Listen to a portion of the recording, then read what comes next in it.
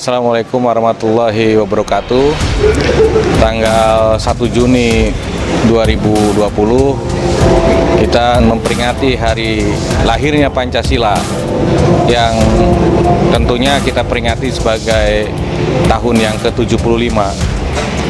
Pancasila yang kita pahami saat ini tidak akan hadir di bumi pertiwi Indonesia kalau tidak ada pidato yang disampaikan oleh Bung Karno pada tanggal 1 Juni tahun 1945. Pidato Bung Karno di hadapan sidang BPUPKI yang menawarkan konsep bernegara, start ide bagi Indonesia merdeka, kemudian pada saat pidatonya disepakati, disetujui sebagai dasar negara, sebagai pandangan hidup bangsa. Dalam pidatonya tersebut, Bung Karno menawarkan 5 dasar bagi rakyat Indonesia untuk ketika Indonesia merdeka, dan 5 dasar itulah yang kemudian disebut sebagai Pancasila. Sehingga pada saat ini kita akan memperingati Pancasila di kelahirannya pada tanggal 1 Juni. Dan kalau kita menghitung waktu, maka tahun 2020 ini adalah tahun ke-75 bagi kelahiran Pancasila. Kenapa Pancasila dikatakan sebagai filosofis hidup bangsa? Karena pada saat itu Ketua BPUPKI Rajiman Weddiodiningrat menyampaikan bahwa sebelum kita membentuk konstitusi maka kita harus memiliki dasar negara, memiliki pandangan bangsa.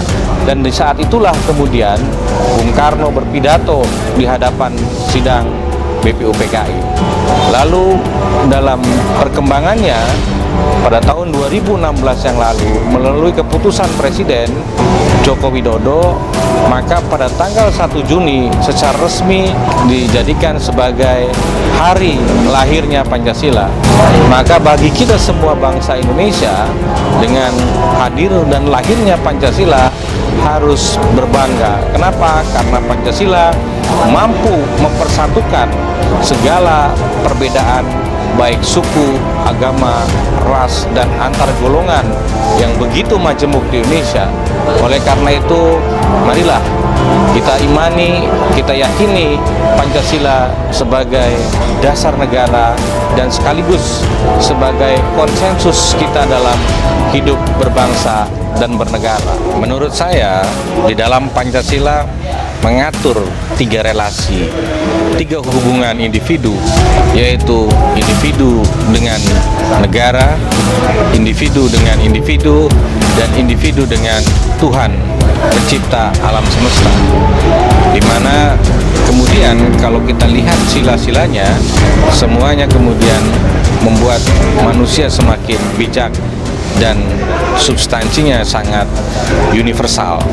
Oleh karena itu, tidak ada alasan bagi seluruh warga bangsa untuk tidak menerima Pancasila, karena semuanya mengakomodasi dari, sekali lagi, segala macam perbedaan yang hadir di tengah-tengah Indonesia. Bagi siapapun tentunya yang menolak Pancasila, maka konsekuensinya pertama, secara substansi dia tidak melihat bahwa kemajemukan di Indonesia sebagai modal dasar bagi bangsa Indonesia. Yang kedua, tentunya dia tidak melihat bahwa Pancasila sebagai konsensus nasional untuk hidup bersama berdampingan dalam alam Indonesia Raya.